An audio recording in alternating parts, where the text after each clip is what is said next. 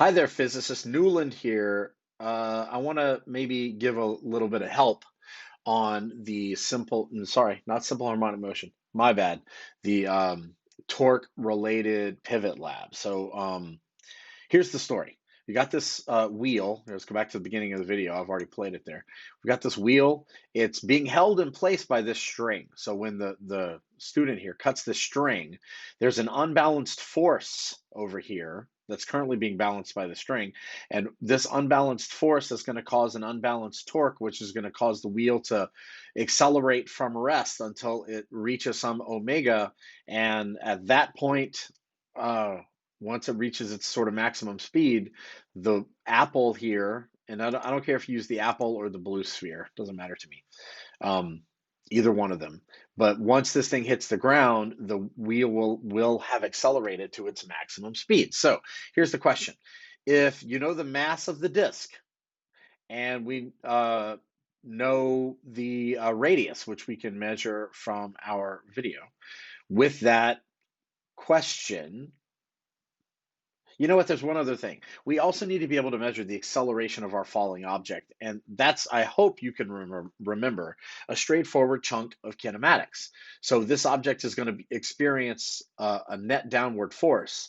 So if we know the acceleration, which we can get from just the distance and the time, then we can actually figure out the net force on this thing. And that's going to actually end up being important. Okay. So maybe I'll switch over and write some. So here we go. Um, here's our wheel. This is a very, very common physics problem to have to solve, and it has some radius. Wow, some radius r. And then there's the string attached to it, and the string has got a weight. And what we're saying is there's mg down and tension up. But from the standpoint of the wheel, there, that's a little bit better. From the standpoint of the wheel, if we were to sort of zoom in on the wheel, from the wheel's point of view, here's the side of the wheel, here's the string. String. Oh man, y'all. String. That's tension down. The contact point is right there. Here's the lever arm R. So there's a torque caused by the tension multiplied by the radius of the wheel. And that net torque, which is, by the way, I times alpha. So there's clearly an acceleration here. So it's going to be accelerated from rest, and it will achieve some maximum speed omega once the tension goes away. So it'll continue to accelerate until your apple or your weight hits the board. And at the end of that acceleration, it's going to have some final speed omega. But we don't even need all that. What we need is Newton's second law. And we're going to do it in a linear sense first, and then a rotational sense, both. So from Newton's second law in a linear sense, this guy has mg down. Oh, wait, let's be careful. The weight of the wheel is going to be m2. The weight that we're looking for is lowercase m. So mg down and tension up. So when you go to do the sum of the forces, it's clearly accelerating downward. So let's call downward as positive. So the sum of the forces equals ma, which equals mg minus the tension. And we can algebraically rearrange this. Tension, move it to the left, equals mg minus ma, which means m times quantity g minus a. So there's the acceleration. If I can find that using kinematics from the video, then I can figure out the tension, but that's actually not the final step, okay? So hold on before you do that. But you are going to need to use the video to measure the distance and the time, and from that you can find the acceleration. Those will lead to A.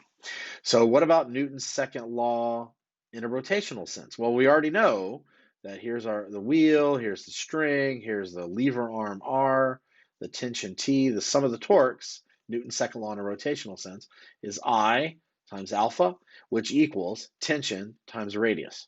As a reminder, the rotational inertia for a wheel is 1/2 m2 r squared. Remember, the mass of the wheel is m2.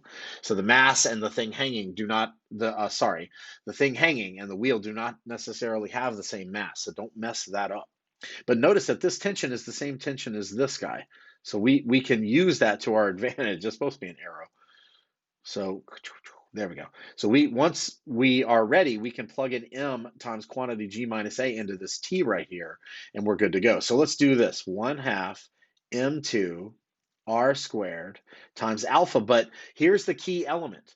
The wheel is experiencing an angular acceleration alpha, which is going to be r times a, the same a that the string is experiencing, which is the same A as the weight is experiencing. So the weight and the string and the wheel, especially the outer point on the wheel, they're all feeling acceleration A. Now the wheel is accelerating with an angular acceleration alpha, but the outer edge is experiencing tangential acceleration A. And that's the point. Because of friction, the string is allowed to accelerate the outer edge of that wheel at the same A as the linear part of the system. So we've got a linear component causing a rotational component through the frictional contact point of the string wrapped around the wheel. So that means that alpha can be rewritten as, look, alpha over r is A. So we can rewrite alpha as, wait, no. Look at my algebra mistake I made. Silly. I apologize. Oh, yeah. I wrote that wrong. It's not alpha equals r times a. I apologize, y'all. It's alpha times r equals a, which means alpha is a over r. Typically, I actually think through the units. So this needs to be radians per second squared, and this is meters per second squared. So I have to divide meters per second squared by meters to get radians. So I typically do that, but I was talking and almost made an algebraic mistake. So I'm going to replace alpha with a over r, and that equals our tension. Here, I'll go ahead and throw the r in there, times m times g minus a. And look, we've got this r cancels with one of the r's, this r cancels with one of the r's. So you don't actually even need to measure the radius. So that was kind of a little trick there. So what does that leave us with? So we've got m2a over 2 times g minus a equals m. Remember, the mass of the wheel, m2, is given. The acceleration due to gravity is known, it's 9.81. The acceleration of the wheel and the string, the outer edge of the wheel and the string and the mass, they can all be measured using nothing more than the distance and the time, and therefore you can find the mass hanging on the end of the string. Again, this is a very common thing for College Board to ask you to do. So understanding how it works is pretty important. So when we hit play and we watch the guy cut the string, what you need to do is measure how long did your particular mass fall. So notice once it hits the board, it's no longer experiencing that net acceleration. So that won't do you any good. So stop.